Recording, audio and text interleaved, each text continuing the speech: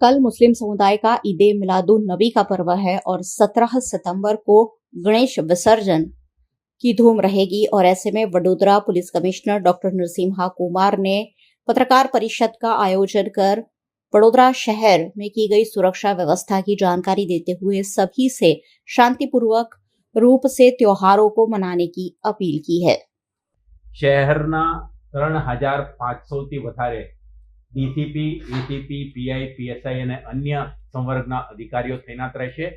તેના સાથે સાથે શહેરથી બહાર પણ લગભગ 3500 અધિકારી કર્મચારીઓ બહારથી આવેલા છે। આમાં 4 ડીસીપી, 10 ડીવાયએસપી, 35 ઇન્સ્પેક્ટરો, 60 સબ ઇન્સ્પેક્ટર અને 600થી વધારે પોલીસ કોન્સ્ટેબલનો ઉમેરો થાય છે।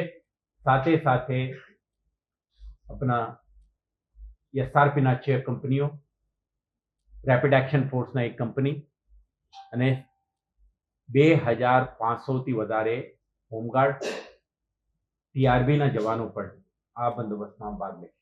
એમ તમે જોશો 6500 થી વધારે અધિકારી કર્મચારી અને સેન્ટ્રલ અને સ્ટેટ પેરામિલિટરી ફોર્સના અધિકારીઓ આ માટે તૈનાત રહેશે।